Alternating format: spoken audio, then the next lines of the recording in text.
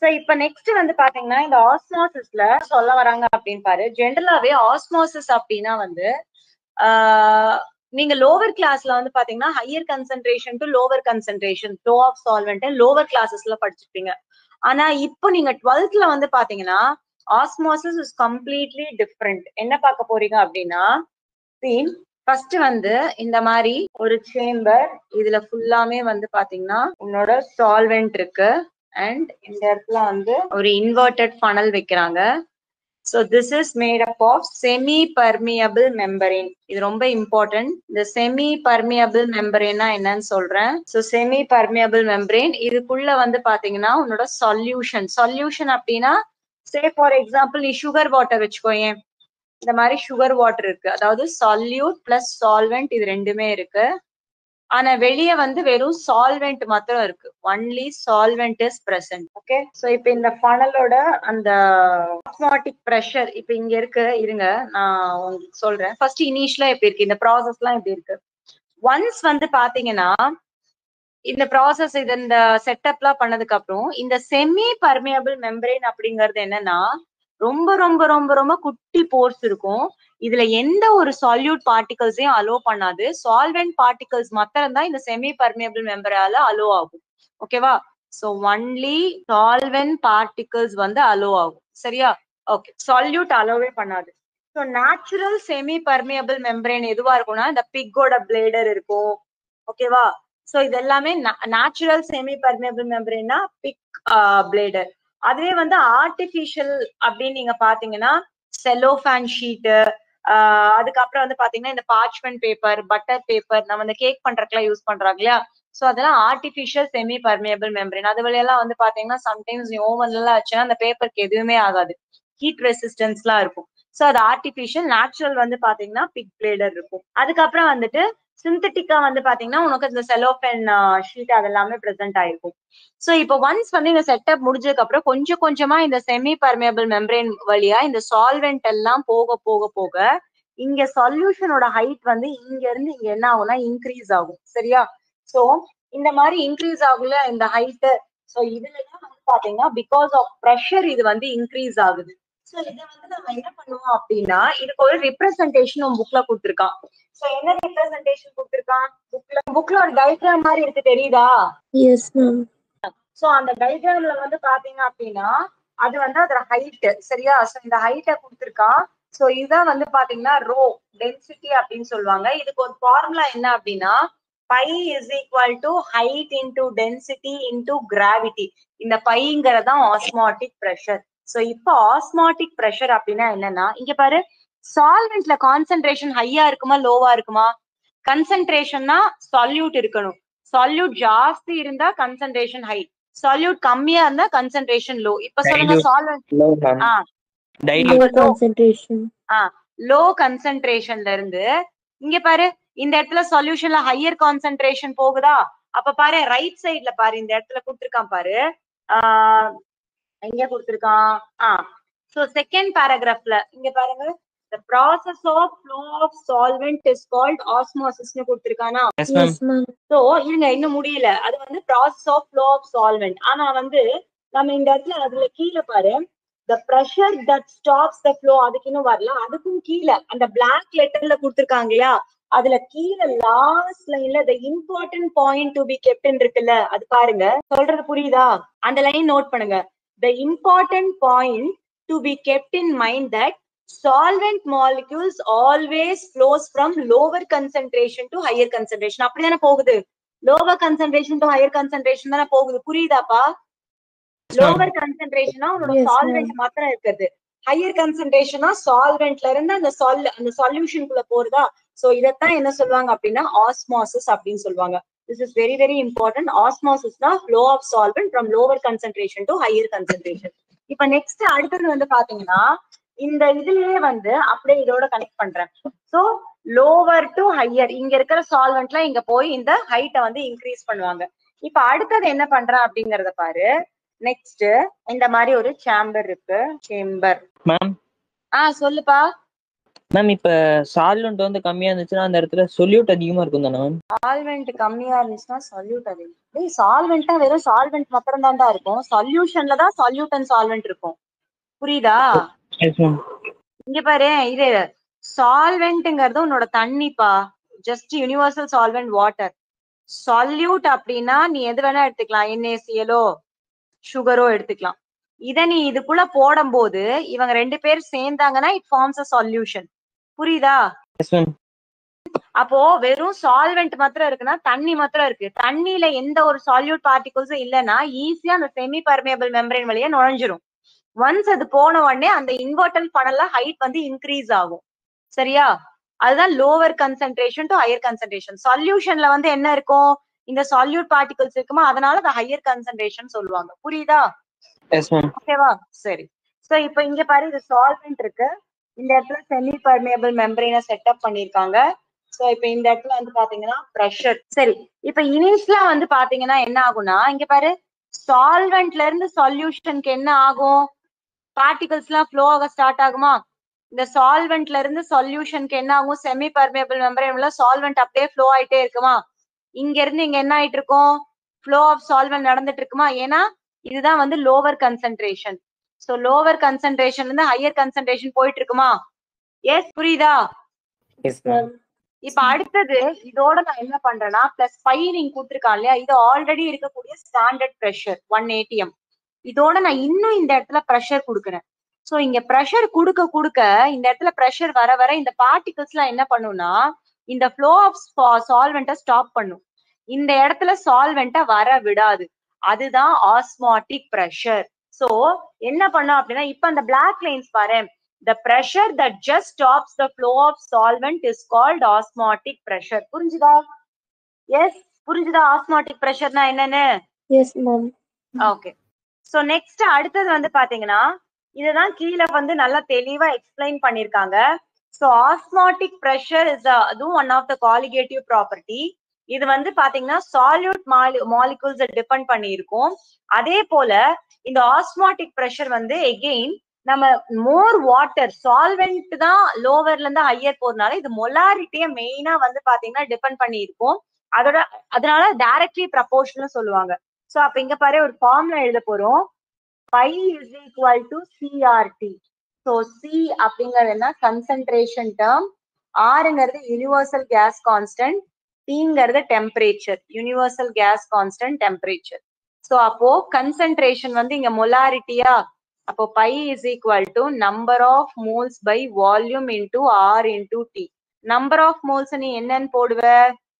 Given mass of the solute by molar mass of the solute R into T divided by V. அவ்வளவுதான். That's it. எல்லாம் முடிஞ்சது.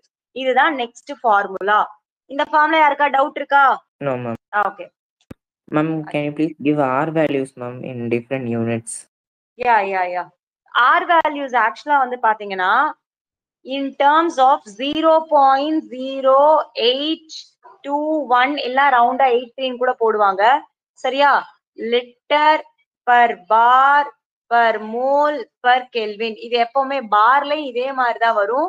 ஏடிஎம்லயும் இதே value தான் வரும். ஏன்னா 1 bar 1 ATM ரெண்டுமே வந்து in terms of pressure ஒன்னா தானே வரும். கரெக்டா? ஓகே, இந்த R வேல்யூ நோட் பண்ணிட்டீங்களா? நெக்ஸ்ட் இந்த தெர்மோடைனமிக்ஸ் ஒரு சாப்டர் படிச்சிருப்பீங்க. கரெக்டா?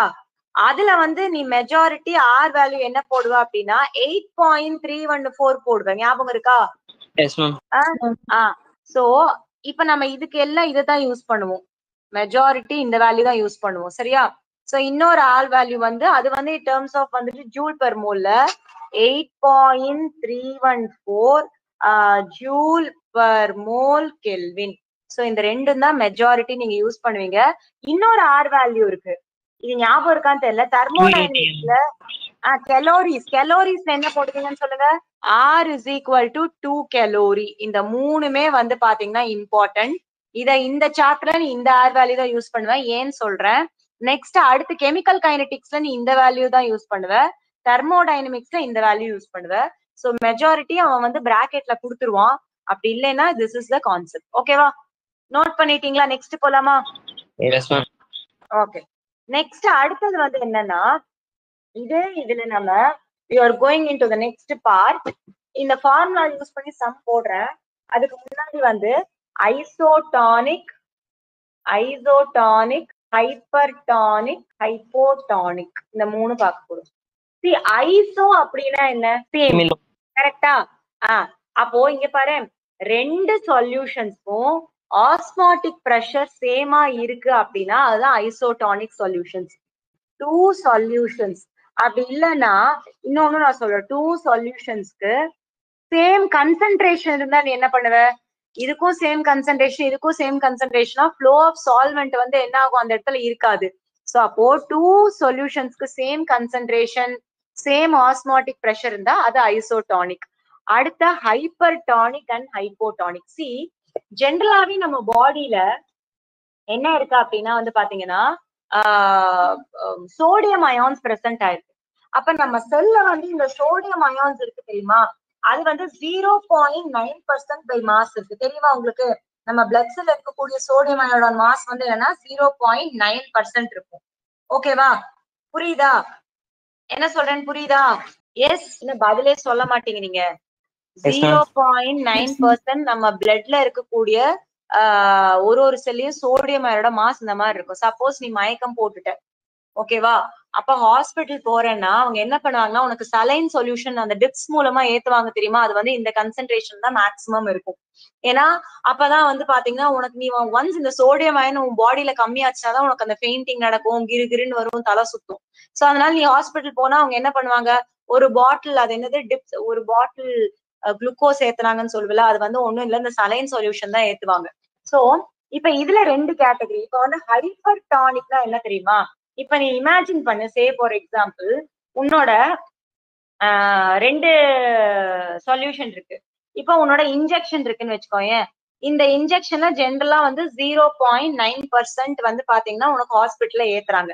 இப்ப அதுல சால்யூட் வந்து 0.9% விட ஜாஸ்தியா இருக்கு. சரியா?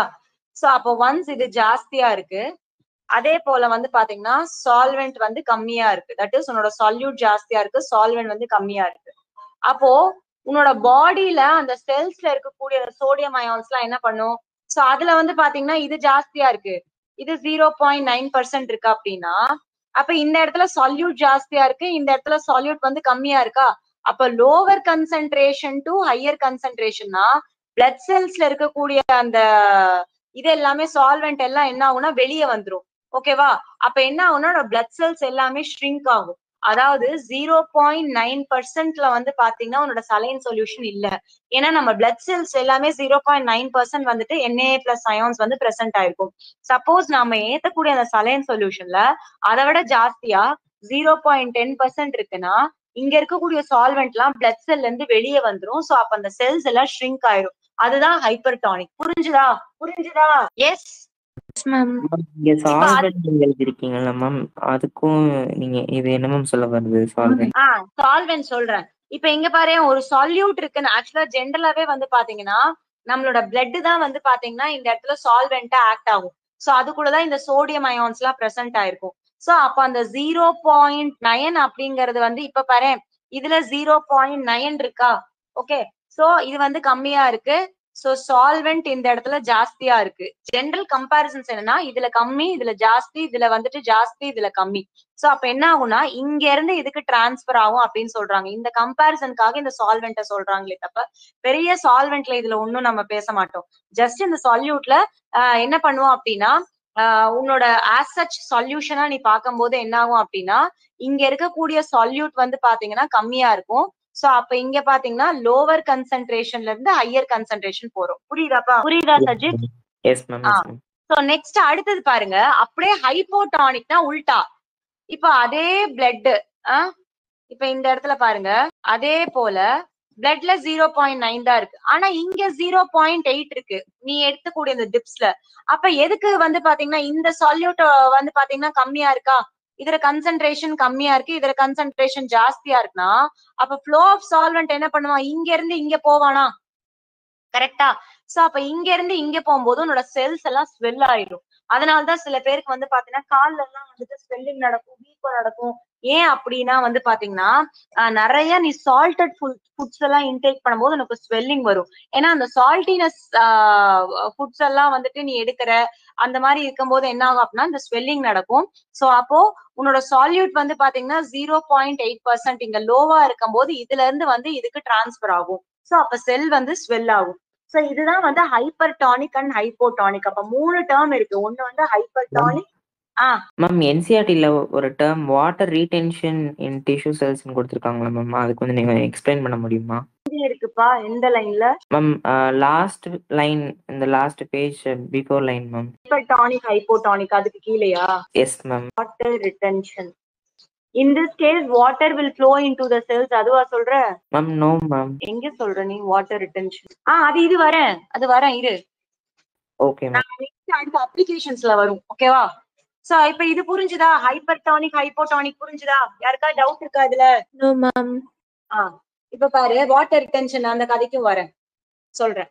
இப்ப ஃபர்ஸ்ட் பாருங்க, ஹைப்பர் டானிக் அப்படின்னா என்னவா இருக்கும் அப்படின்னா ஒரு செல் வந்து ஷ்ரிங்க் ஆகும். ஏன் செல் ஷ்ரிங்க் ஆகும்? நீ வெளியே நம்ம போடுற அந்த இன்ஜெக்ஷனோ இல்ல நீ எடுத்துக்க கூடிய அந்த ஃபுட்ஸ்லயோ அதுல வந்து பாத்தீங்க அப்படின்னா வந்துட்டு உன்னோட சால்யூட் வந்து ஜாஸ்தியா இருக்கு, உன்னோட பிளட் செல்ஸ்ல வந்து கம்மியா இருக்கு அப்படின்னா flow of solvent lower concentration to higher concentration அந்த செல் வந்து ஷ்ரிங்க் ஆகும். சோ ஷ்ரிங்க் ஆகிறது வந்து ஹைப்பர் டானிக். அதுவே ஹைப்போடானிக் அப்படின்னா நம்ம ஏத்தக்கூடிய அந்த இன்ஜெக்ஷனோ அந்த வயல்ஸ்லயோ வந்து பாத்தீங்கன்னா ஜாஸ்தியா இருக்கு, உன்னோட செல் வந்து பாத்தீங்கன்னா கம்மியா இருக்குன்னா சோ என்ன ஆகும்?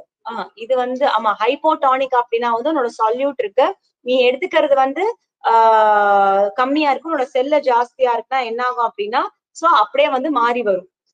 கரெக்டா தானே சொல்றேன்? புரியுதா? ஹைப்போடானிக் அப்படின்னா உன்னோட 0.8% இருக்கு, உன்னோட இது வந்து 0.9 இருக்கு.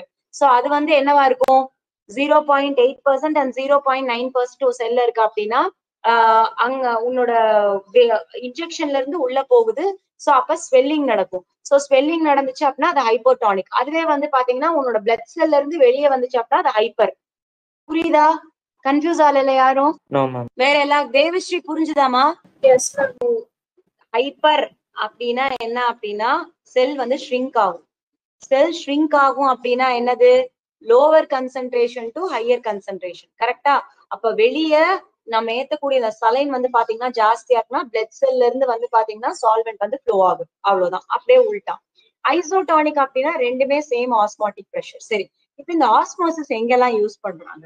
ஃபர்ஸ்ட் ஒன் என்ன அப்படின்னா பூ வந்து வாடிடுச்சு. ஃபர்ஸ்ட் ஒன்ஸ் அந்த ஃபிளார் எல்லாம் அப்படியே ஒரு மாதிரி இதாயிடுச்சுன்னா அதோட ஸ்டெம்ஸ் எல்லாம் வந்து தண்ணியில போடுவாங்க. கரெக்டா? சோ அப்ப தண்ணியில போடும்போது என்ன ஆகும்னா அந்த ஸ்டெம் வழியா ஒன்ஸ் அந்த தண்ணிக்குள்ள அந்த ஸ்டெம்ஸ் எல்லாம் சோக் பண்ணி வைப்பாங்க. சோ அந்த சால்வெண்ட் என்ன பண்ணும் அப்படின்னா லோவர் கன்சென்ட்ரேஷன் அந்த ஸ்டெம் வழியா வந்து பாத்தீங்கன்னா ஹையர் கன்சென்ட்ரேஷன் போகும். இது ஃபர்ஸ்ட் ப்ராசஸ், ஆஸ்மோசிஸோட எக்ஸாம்பிள். அடுத்தது என்ன அப்படின்னா ரைசன்ஸ். நம்ம அந்த திராட்சையெல்லாம் ஓவர் நைட் சோக் பண்ணி வைக்கிறோம் தெரியுமா? திராட்சை அப்புறம் சென்னா இதெல்லாம் ஓவர் நைட் சோக் பண்ணும்போது வந்து பாத்தீங்க அப்படின்னா தண்ணி இருக்கு, உன்னோட கொண்டக்கடலை இருக்கு. தண்ணியில வந்து கன்சென்ட்ரேஷன் கம்மி, கொண்டக்கடலை கன்சென்ட்ரேஷன் ஜாஸ்தி. So lower concentration to higher concentration கொண்டக்கடலை அப்படியே உப்பிடுது. ரைசன்ஸ் சென்னா இதுக்கு எல்லாமே ஆஸ்மோசிஸ் தான். புரியுதா? Yes yes ma'am. Yes ma'am. Sujan புரிஞ்சுதா? Yes ma'am. அடுத்து பிக்கிள், ஊறுகாய் போடுறேன்னு வச்சுக்கோயேன். நீ ஊறுகாய் போடும் போது மாங்காய் தான் எப்படி இருக்கும்? நல்ல பத்த பத்தையா இவ்வளவு பெருசா போடுவேன். ஒன்ஸ் அந்த போட்டு அதுல என்னெல்லாம் போடுவ? சால்ட் போடுவ, அப்புறம் ஆயில் போடுவ, அப்புறம் எக்ஸ்ட்ரா மசாலாஸ் எல்லாம் போடுவோம். ஆனா கொஞ்ச நாள் கழிச்சு அந்த நீ போட அவ்வளவு பெரிய மாங்காய் அப்படியே ஷ்ரிவல் சின்னதாயிடும். கரெக்டா? சோ அப்ப அந்த மாங்கால இருக்கிற தண்ணி எல்லாம் ஒன்ஸ் நீ ஃபர்ஸ்ட் போடும் போது உன்னோட மாங்காய் ஜாஸ்தியா இருக்கும், அந்த மசாலா எல்லாம் கம்மியா இருக்கும். ஆனா கொஞ்ச நாள் கழிச்சு எண்ணெய் அதுக்கப்புறம் அந்த மசாலா பவுடர் அதெல்லாம் இருக்கும், உன்னோட மாங்காய் பீஸ் வந்து குட்டி குட்டியா ஆயிடும். கரெக்டா? இதுவும் ஆஸ்மோசிஸ் தான். புரிஞ்சுதா? சோ அதான் சொல்றாங்க பாருங்க, raw mango placed in concentration salt solution loses the water via osmosis. So அப்படின்னா என்னன்னா உன்னோட அந்த மாங்காய் பத்தை இருக்கு தெரியுமா? அது வந்து பாத்தீங்கன்னா என்ன கன்சென்ட்ரேஷன்? மாங்காய் பத்தை, மசாலா, சால்ட் இதெல்லாம் இருக்கு இல்லையா? Lower concentration. என்னப்பா என்ன concentration? Lower. So lower to higher போகுது. சோ அதனாலதான் ஃபுல்லாமே ஃபில் ஆயிடும். இது ஒண்ணு. அடுத்தது பாரு கேரட். கேரட் லேசா வாடி இருக்குன்னு வச்சுக்கோயேன், அதை நீ தண்ணிக்குள்ள போடு, அதுக்கு அப்படியே ஃப்ரெஷ் ஆயிடும். அதுதான் கொடுத்துருக்காங்க பாரு, the carrot that has become, நான் படிக்கிறலாம் இங்க கீழே applications, the carrot that has become லிம்ப்னா ஒரு மாதிரி வாடின மாதிரி இருக்கும். அதை அப்படியே நீ தண்ணிக்குள்ள போட்ட அப்படின்னா மறுபடியும் அப்படியே ஃப்ரெஷ் ஆயிரும். சோ அந்த என்ன ஆகும் அப்படின்னா அந்த சால்வெண்ட் வந்து அந்த கேரட்டோட அந்த இது சர்ஃபேஸ் வழியா பெனிட்ரேட் ஆகும். சோ அது ஒரு ஆஸ்மோசிஸ் கண்டிஷன். நெக்ஸ்ட் அடுத்ததுதான் பாருங்க இந்த இடத்துல இங்க பாரு. இப்ப நீ கேட்ட சஜித் கேட்டது, நம்ம பிளட் செல்ஸ் எல்லாமே வந்து 0.9% NaCl இருக்குமா? ஓகேவா? இப்ப பாரு அந்த ஹைப்பர்டானிக் ஹைப்போடானிக் கண்டிஷன் ரெண்டுமே ஆஸ்மோசிஸோட பேஸ் தான். சோ சப்போஸ் இப்போ வாட்டர் ரிட்டென்ஷன் இன் டிஷ்யூ செல்ஸ், அந்த வாட்டர் ரிட்டென்ஷன் இங்க பாரு நான் சொன்னேன்ல salty food experiences. Salty food தான், நீ சால்ட்டி ஃபுட் ஜாஸ்தி எடுத்துக்கிற அப்போ உன்னோட பிளட்ல எல்லாமே வந்து சால்ட் எப்படி இருக்கும்? ஜாஸ்தியா இருக்குமா நீ எடுத்துக்கக்கூடிய சால்ட்டி ஃபுட்ல?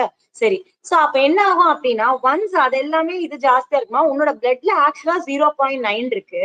ஆனா நீ எடுத்துக்கிற சால்ட்டி ஃபுட் மூலமா அந்த 0.9 விட இந்த இடத்துல 0.10 வந்துட்டு உன்னோட பிளட்ல இருக்கு அப்படின்னா சோ என்ன ஆகும்னா ஒன்ஸ் உன்னோட செல் எல்லாம் ஷ்ரிங்க் ஆகி சால்வெண்ட் எல்லாம் வெளியே வந்து உன்னோட டிஷ்யூஸ் எல்லாம் வாட்டர் ரிட்டென்ஷன் அங்க தண்ணி நின்றும். அப்ப செல் ஷ்ரிங்க் ஆயிடும் சால்ட்டி ஃபுட்ஸ் எடுக்கறதுனால.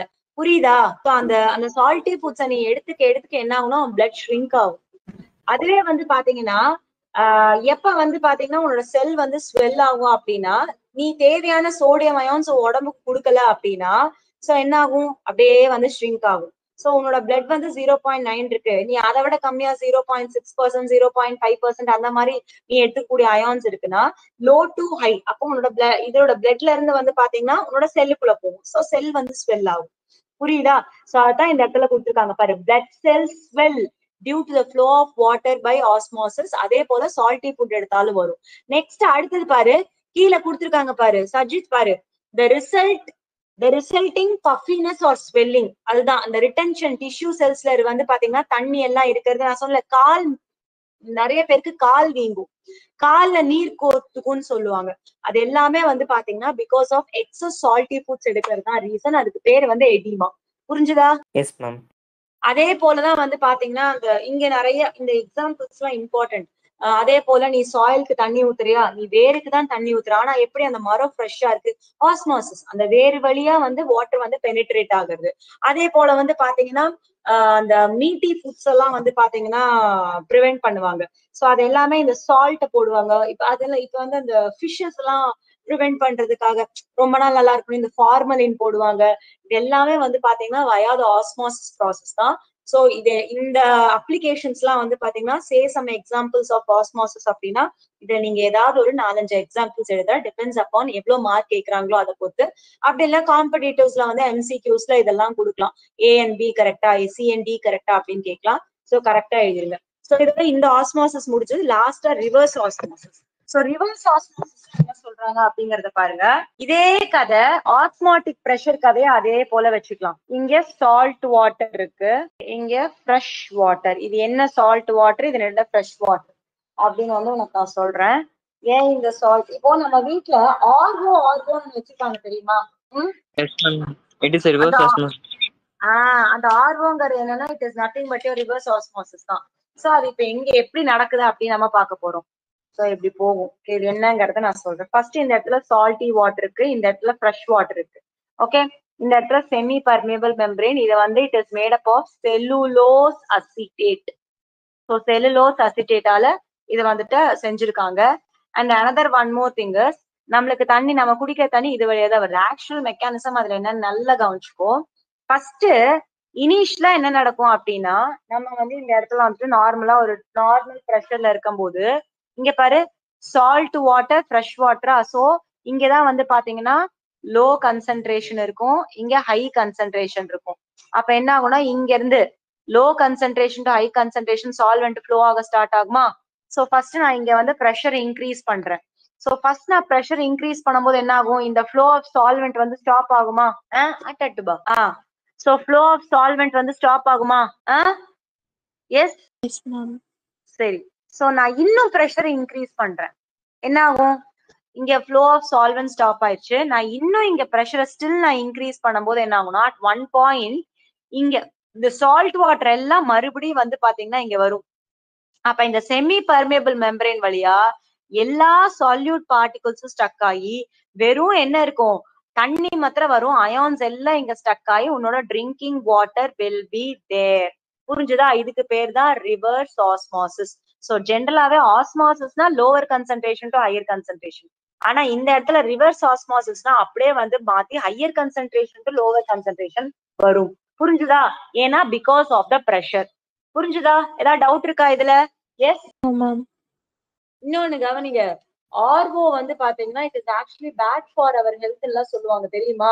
ரீசன் என்னன்னா கம்ப்ளீட்டா எல்லா சோடியம் அண்ட் மெக்னீசியம் அயான்ஸ் அந்த செமி பர்மியபிள் மெம்பரேன்ல நின்றும். அப்ப நீ வெறும் தண்ணியை தான் குடிக்கிற, நீ வெறும் தண்ணி மாத்திரம் குடிக்க கூடாது, உனக்கு அயான்ஸும் வேணும். அதனாலதான் ஆர்ஓஸ் லைக் இப்ப வேண்டாம் ஆர்ஓ எடுத்துக்காதீங்கன்னு சொல்றதுக்கு ரீசன் என்ன, எல்லா அயான்ஸும் அந்த செமி பர்மியபிள் மெம்பரேன்ல ஸ்டாக்னேட் ஆயிடும். புரிஞ்சுதா? அவ்வளவுதான். Osmosis, reverse osmosis, hypertonic, hypotonic, isotonic. இப்ப அந்த ஃபார்முலா வச்சு சம் பார்க்கலாம். சோ அதோட நம்ம நெக்ஸ்ட் லாஸ்ட் டாபிக் போயிடலாம். சம் பாருங்க, உன்னோட example 2.11 200 centimeter cube of aqueous solution. அப்போ வால்யூம் கொடுத்திருக்காங்க. நமக்கு ஃபார்முலா வந்து pi is equal to given mass of solute, molar mass of solute into இது வந்து என்ன, ideal gas constant into temperature by volume. So given mass of solute ல என்னன்னு பார்க்கலாம். ஃபர்ஸ்ட் வால்யூம் கொடுத்திருக்காங்க. வால்யூம் வந்து பாத்தீங்கன்னா 200 centimeter cube வால்யூம் கொடுத்திருக்காங்களா. இப்போ 1 centimeter cube is equal to 1 milliliter சொன்னா அப்ப இது நீ 200 milliliterன்னு போட்டுக்கோ. சரியா? நெக்ஸ்ட் அடுத்து என்ன கொடுத்திருக்காங்க, of solution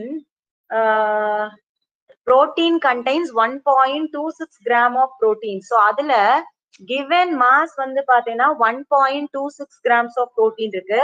ஆஸ்மாட்டிக் பிரஷர் வந்து பை, இந்த பை தான் ஆஸ்மாட்டிக் பிரஷர். சரியா? இதுதான் ஆஸ்மாட்டிக் பிரஷர். சோ பை வந்து 2.57 into 10 to the power -3 பார். அதே போல வந்து பாத்தீங்கன்னா ஆர் வந்து நம்ம என்ன யூஸ் பண்ணுவோம்னா 0.083 லிட்டர் பார் பர் மோல் பர் கெல்வின். அதுக்கப்புறம் டெம்பரேச்சர் வந்து 300 கெல்வின் கொடுத்திருக்காங்க. இப்ப சப்ஸ்டியூட் பண்ணலாமா? சோ பை வந்து என்ன இந்த இடத்துல இங்க சப்ஸ்டியூட் பண்றேன், மேல எல்லாத்தையும் சப்ஸ்டியூட் பண்ண முடிஞ்சிருச்சு. 2.57 into 10 to the power -3 bar is equal to given mass என்ன 1.26 grams. molar mass தெரியாத, அதான் நான் கால்குலேட் பண்ண சொல்லிருக்காங்க. Next ideal gas constant 0.083 litre bar. அதுக்கப்புறம் என்ன, per mole per kelvin divided by volume வந்து பாரு, இது மில்லி லிட்டர் இருக்குல்ல, volume should be always in litres. ஏன்னா அந்த லிட்டரும் இந்த லிட்டர் கேன்சல் ஆகுமா. அப்ப லிட்டர்ஸ்ல போட்டேன்னா உனக்கு என்ன வரும், 0.2 வருமா. டிவைடட் பை 1000 போட்டேன்னா 0.2 லிட்டர்ஸ். இன்டூ டெம்பரேச்சர் என்ன கொடுத்திருக்காங்க, இங்க மேல போடுறேன், இன்டூ டெம்பரேச்சர் 300 கெல்வின். ஓகேவா? இந்த கெல்வின் இன்வர்ஸும் கெல்வினும் கேன்சல் ஆயிருமா. அதே போல இந்த பாரு கேன்சல் ஆயிருமா. இந்த லிட்டர் கேன்சல் ஆயிருமா. சோ அப்போ m2 is equal to m2 இங்க கொண்டு 2 இது இங்க கொண்டு is equal to m2 is equal to 1.26 gram into 0.083 into என்ன வரும் 300 divided by 2.57 into 10 to the power -3 அதுக்கப்புறம் into 0.2. சோ இதெல்லாம் போட்டீங்கன்னா கிராம். அதுக்கப்புறம் இந்த இடத்துல வந்து பாத்தீங்கன்னா பர் மோல் இருந்துச்சா. அப்ப ஆன்சர் வந்து 61022 gram per mole will be your answer. இது ஏதாவது டவுட் இருக்கா? ஏதாவது டவுட் இருந்தா கேளுங்க. if you have any doubt please approach. அடுத்து போலாமா? டவுட் இல்லைன்னா நெக்ஸ்ட் போலாமா? Yes ma'am. Okay. So next அடுத்தது வந்து அதுலயே வந்து ஒரு இன்டெக்ஸ் சம் இருக்கு பாரு. இன்டெக்ஸ் சம் எத்தனாவது சம் நீயே சொல்லு பார்க்கலாம். ஆஸ்மாட்டிக் பிரஷர் ரிலேட்டட் பண்ண சம் மேம் 1.12. 1.12. சோ இப்ப நெக்ஸ்ட் வந்து பாத்தீங்கன்னா நம்ம இந்த 1.12 வந்து ட்ரை பண்ணலாம். இந்த இடத்துலதான் கொஞ்சம் நீ வந்து கரெக்டா யோசிக்கணும். என்ன அப்படின்னா இது ஒரு எக்ஸப்ஷனல் கேஸ்ன்னு இல்ல, அதே சம் தான். ஆனா வந்து calculate the osmotic pressure in pascals னு கொடுத்திருக்கானா. சி நம்ம ஜென்ரலாவே வந்து பாத்தீங்கன்னா நீங்க ஆர் அப்படிங்கறது வந்து நீ எதுல யூஸ் பண்ணுவேன்னா இந்த மாதிரி லிட்டர் பார். பட் இதுல பாஸ்கல்ஸ் வரும்போது இதுக்கு மாத்திரம் நீ ஆர் என்ன யூஸ் பண்ணுவேன்னா 8.314 into 10 to the power 3 pascal. ஏன் யூஸ் பண்ற அப்படிங்கறத நான் சொல்றேன். ஓகேவா? சோ கவனிங்க, ஃபர்ஸ்ட் இந்த சம்ம நம்ம சால்வ் பண்ணலாம்.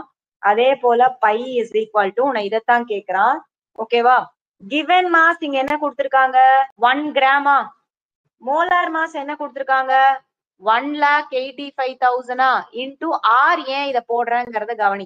R வந்து 8.314 into 10 to the power 3 10 to the power 3 இரு இந்த இடத்துல பாஸ்கல் போடாத first joule per mole per kelvin divided by temperature என்ன கொடுத்திருக்காங்க 37 டிகிரி செல்சியஸா. இத கெல்வின்க்கு மாத்துங்க. கெல்வின்க்கு மாத்தீங்கன்னா என்ன வரும் 37 plus 273 போட்டீங்கன்னா என்ன வரும் 310. So 310 Kelvin divided by volume வந்து 450 ml கொடுத்திருக்காங்க. அது அப்படியே லிட்டர்ஸ்க்கு மாத்தீங்கன்னா 3 டிஜிட் தள்ளீங்கன்னா 0.45 லிட்டர்ஸ் வரும். சரியா? இப்ப நம்ம என்ன பண்றோம் அப்படின்னா இங்க பாரு 1 joule is equal to 1 kilopascal. ஓகேவா? சோ அப்ப நம்ம என்ன பண்ணுவோம் அப்படின்னா இந்த இடத்துல we will be using it as நம்ம இதை என்ன பண்ண போறோம் அப்படின்னா 1 gram 1,85,000 grams into 8.314 into 10 to the power 3. ஓகேவா? சோ இப்ப இந்த இடத்துல இந்த 1 ஜூலுக்கு பதிலா நம்ம என்ன சப்ஸ்டிட்யூட் பண்ணலாம் அந்த கிலோ பாஸ்கலை சப்ஸ்டிட்யூட் பண்ணிடலாமா. சோ அப்ப இந்த கிலோ பாஸ்கல் நீ என்ன சப்ஸ்டிட்யூட் பண்ணுவ இந்த இடத்துல சொல்லுங்க. இந்த இடத்துல 10 to the power 3 போட்டிருக்கேன் இல்லையா அதுதான் வந்து பாத்தீங்கன்னா இந்த இடத்துல வந்து நான் அந்த கிலோவுக்கு சப்ஸ்டிட்யூட் பண்ணிருக்கேன். அதனாலதான் இங்க 10 to the power 3 போட்டிருக்கேன். புரிஞ்சுதா? சோ 10 to the power 3ங்கிறது கிலோ. நெக்ஸ்ட் அடுத்தது வந்து பாத்தீங்கன்னா என்ன எழுதலாம் இந்த இடத்துல பாஸ்கல்ஸ். ஓகே டிவைடட் பை அந்த பர்மோல் பர் கெல்வின் எல்லாம் வந்துட்டு அப்படியே வச்சுக்கலாம். Per mole per kelvin okay into 310 divided by 0.45 liters. Okay so இப்ப நெக்ஸ்ட் அடுத்தது வந்து பாத்தீங்கன்னா என்ன பண்ணுவோம் இந்த இடத்துல எதுவும் பேசவே மாட்டேங்கிறீங்க இல்ல என்னாச்சு. இந்த கெல்வினும் இங்க இருக்கிற கெல்வினும் கேன்சல் ஆயிருமா ஆகுமா. ஓகே நெக்ஸ்ட் அடுத்து இந்த கிராமும் கேன்சல் ஆயிருமா. சரி சோ நெக்ஸ்ட் இதெல்லாம் வந்து போட்டீங்கன்னா உங்களுக்கு ஃபைனலா என்ன ஆன்சர் வரும் அப்படின்னு வந்து பாத்தீங்கன்னா சோ ஃபைனல் ஆன்சர் எதுல வரும் சொல்லுங்க பாக்கலாம். பாஸ்கல் மோரேனோஸ். அவ்வளவுதான். சோ ஃபைனலா வந்து பாத்தீங்கன்னா உங்களுக்கு கிடைக்கக்கூடிய ஆன்சர் வந்து அரௌண்ட் வந்து நான் இங்க ஃபைனல் ஆன்சர் 30.96 பாஸ்கல் அப்படின்னு வந்து போட்டிருக்கேன். சோ இதுலயே வந்து நீங்க வச்சுக்கலாம். இப்போ இந்த இடத்துல மெயினா நோட் பண்ண வேண்டியது இங்க 10 to the power 3 ஏன் போட்டேன்னா இதை நீங்க இப்ப போடாம இங்க வந்து 8.314 ஜூல் பர் மோல் பர் கெல்வின்னு வச்சுக்கலாம்.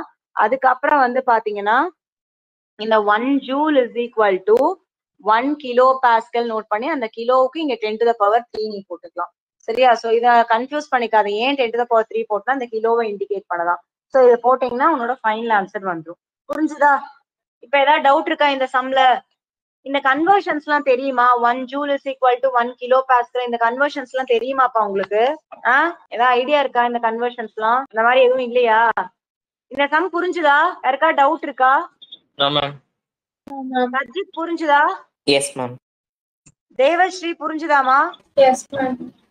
எல்லாருமே அந்த 1 joule is equal to 1 kilo pascal அதை எழுதி வச்சுக்கோங்க which is very very important. Okay so அத புரியணும். அப்பதான் வந்து உங்களுக்கு அது ஈஸியா இருக்கும். ஓகே சரி. சோ நெக்ஸ்ட் அடுத்தது வந்து பாத்தீங்கன்னா abnormal molar mass. Moving to the last topic, abnormal molar mass. இது கொஞ்சம் ஸ்லைட்டா வந்து நம்ம பாக்கறதுல இருந்து டிஃப்ரெண்டா இருக்கும். ஆனா வந்து இது ரொம்ப இம்பார்ட்டன்ட். இதுல நம்ம சம் சால்வ் பண்ணிட்டு நெக்ஸ்ட் இன்டெக்ஸ் சம்ஸ்க்கு போயிடுவோம். ஓகேவா? நல்லா கவனி. இந்த அப்நார்மல் மோலார் மாஸ்னா என்ன அப்படிங்கறது சொல்றேன். இப்போ நம்ம எடுக்கக்கூடிய சொல்யூஷன்ஸ்ல 2 ப்ராபபிலிட்டி இருக்கு. என்ன அப்படின்னா இங்க பாரு எல்லா சொல்யூஷன்ஸும் கம்ப்ளீட்டா டிசோசியேட் ஆகும்னு சொல்ல முடியாது. ஏன்னா சிலது ஸ்ட்ராங்கா இருக்கும் சிலது வீக்கா இருக்கும். ஸ்ட்ராங்கா இருக்கிறவன் 100% டிசோசியேட் ஆயிடுவான். வீக்கா இருக்கிறவன் 100% டிசோசியேட் ஆக மாட்டான். சோ அப்படி இருக்கும் போது வந்து பாத்தீங்கன்னா எல்லாமே 100% டிசோசியேட் ஆகும்னு சொல்ல முடியாது. சிலது வந்து அசோசியேட் ஆகும். அசோசியேஷன் அப்படின்னா என்னன்னா இப்போ ஒரு என்ன சொல்றது ஒரு இன்டர்மாலிகுலர் ஹைட்ரஜன் பாண்டிங் அந்த மாதிரி வரும்போது நீ போடுற 2 moles ஆஃப் மாலிக்யூல் வந்து பாத்தீங்கன்னா 1 மோலா மாறும். சோ அப்ப அந்த மாதிரி இருக்கும் போது என்ன ஆகும் அப்படின்னா நம்ம எடுக்கக்கூடிய மாஸ் அண்ட் மோல்ஸ் இது டிஃபர் ஆகும். அதெல்லாம் சொல்றதுதான் இந்த அப்நார்மல் மோலார் மாஸ். இதுக்கு இன்னொரு பேர் வந்து corrected form of colligative property. அதைத்தான் நீ பேண்ட் ஹாஃப் ஃபேக்டர்னு படிக்க போற. சோ இன்ட்ரோடக்ஷன் கொடுத்தேன். இப்ப நீ கவனி நான் என்ன சொல்ல வரேன் அப்படின்னு இங்க பாரு. சரி ஜென்ரலா இப்ப நான் NaCl வந்து தண்ணியில போட்டேன்னா இது Na பிளஸ் Cl மைனஸ்னு கொடுக்குமா? நான் 1 மோல் ஆஃப் NaCl தண்ணியில போடுறேன்னா இது 1 mole of Na plus 1 mole of Cl கொடுக்குமா? கரெக்டா? சோ இது 1 மோல் ஆஃப் Na 1. அப்போ நான் என்ன நினைச்சேன் 1 மோல் ஆஃப் NaCl போட்டிருக்கேன்னு நினைச்சிருக்கேன். ஆனா அவன் தண்ணியில போனா என்ன ஆகும்? 2 மோல்ஸ் ஆயிடுவானா? சரி, அப்ப நம்ம எடுக்கிற கால்குலேஷன் 1 மோல்க்கு எடுப்போம். ஆனா ரியாலிட்டியில இங்க 2 மோல்ஸ் இருக்கு. இது ஒண்ணு. நெக்ஸ்ட் செகண்ட் ஒன் வந்து என்ன அப்படின்னா, மூவிங் டு செகண்ட் ஃபேக்டர் என்ன அப்படின்னா, இங்க பாரு, இப்ப நான் சர்டைன் இது இல்லாம வந்து பாத்தீங்கன்னா நான் என்ன பண்றேன்னா, இப்ப 2 மோல்ஸ் ஆஃப் அசிட்டிக் ஆசிட் எடுக்கிறேன். இப்ப இந்த 2 மோல்ஸ் ஆஃப் அசிட்டிக் ஆசிட் தண்ணியில போடணும் என்ன ஆகும்னா 1 மோல் ஆயிரும். எப்படின்னா இந்த 2 மோல் ஆஃப் அசிட்டிக் ஆசிட் இருக்கான் இல்லையா, COH டபுள் பாண்ட், இவன் 2 பேருக்கு இடையில என்ன நடக்கும்னா ஒரு இன்டர் மாலிகுலர் ஹைட்ரஜன் பாண்டிங்னால இவன் ஒரு மாலிகுலர் ரியாக்ட் பண்ணுவான். சோ அப்ப நீ போட்ட 2 மோல் இங்க 1 மோல் ஆயிடுச்சா? அப்ப இவன் அசோசியேஷன் நடந்திருக்கானா? அப்போ 2 ப்ராபபிலிட்டி இருக்கு. என்னன்னா நீ வாட்டர்ல நீ ஏதாவது போடுற சொல்யூட் போடுறனா ஒண்ணு அசோசியேஷன் நடக்கும் இல்ல டிசோசியேஷன் நடக்கும்.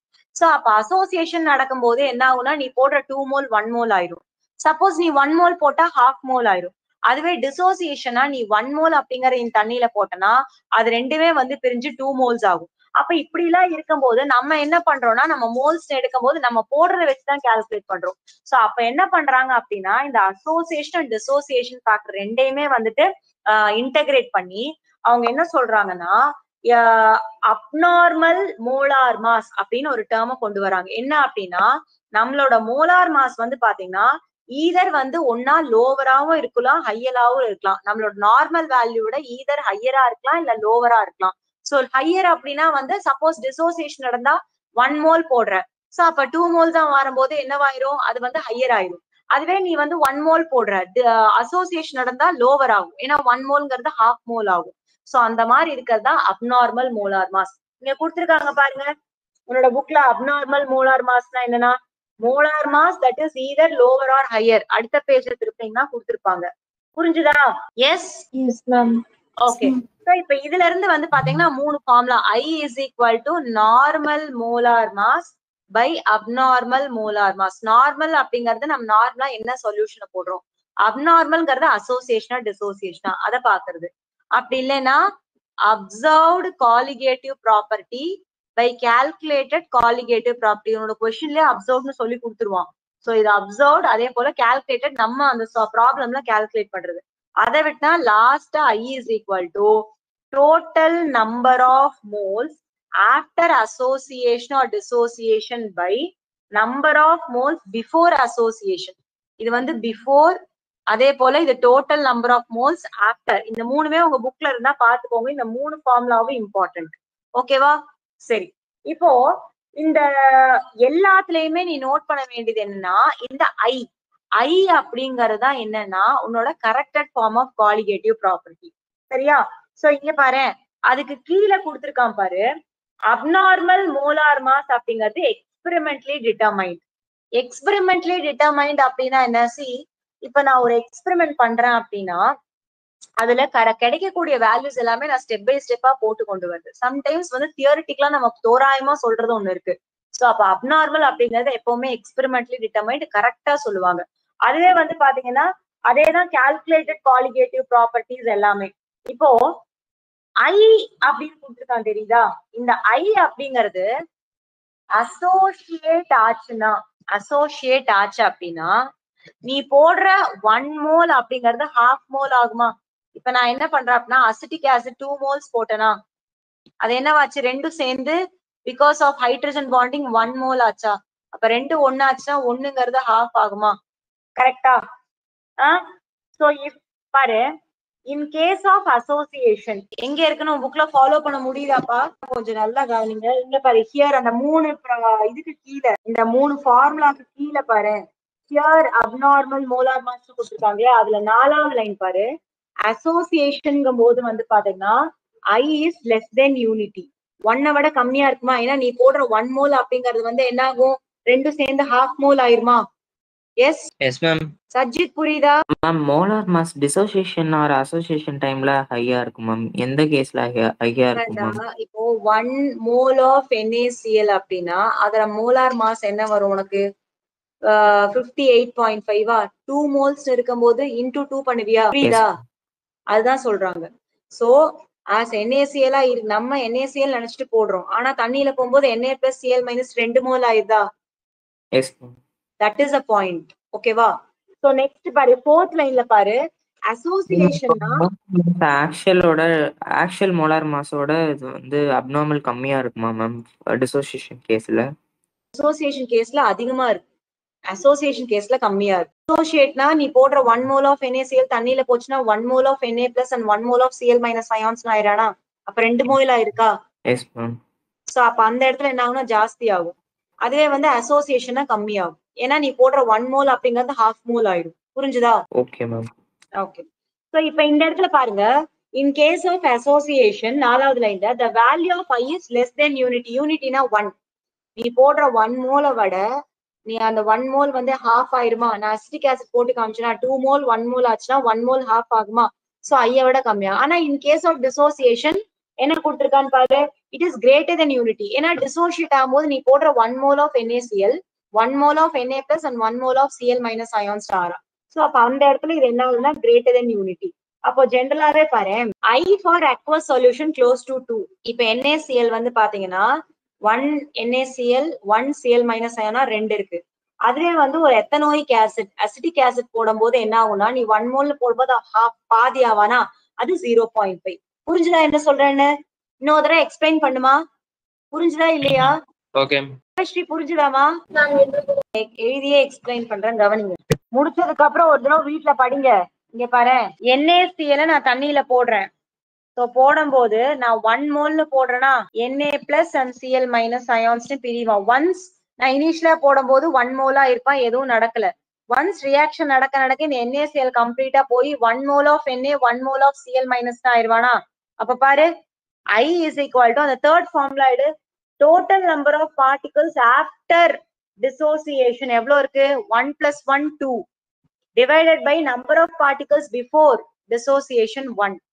So I is equal to 2. இதுதான் வந்து கீழே கொடுத்திருக்காங்க the value of I for aqueous solution. புரிஞ்சுதாமா? நெக்ஸ்ட் அடுத்து அசிட்டிக் ஆசிட் நான் எடுக்கிறேன். இப்ப நான் 1 mole எடுத்தனா இவன் half mole ஆயிடுவான். ஓகேவா? சோ அப்ப இனிஷியலா இங்க 1 இருக்குன்னா 0. சோ அதுவே 0 அப்படின்னா இங்க half ஆயிடும். புரிஞ்சுதா? அப்ப I is equal to half. அதத்தான் இங்க 0.5 கொடுத்திருக்கான். புரியுதா? இது ஏன் அப்படின்னா நான் உனக்கு இங்க 2 moles போட்டு காமிச்சேன். அதாவது இங்க பாரு அசிட்டிக் ஆசிட் நான் 2 moles எடுக்கிறேன்னா இவன் தண்ணியில இதுதான் வந்து பாத்தீங்கன்னா பாண்டிங். ஆல்கஹால்ஸ் ஃபீனால்ஸ்ல இதெல்லாம் படிச்சிருக்கீங்களா? இன்டர்மாலிகுலர் ஹைட்ரஜன் பாண்டிங்னு. டபுள் பாண்டோ போடணும். டபுள் பாண்டோ பாரு ஹைட்ரஜன் பாண்டிங்னா hydrogen that is bonded with the most electronegative element. Hydrogen bonded with the most electronegative.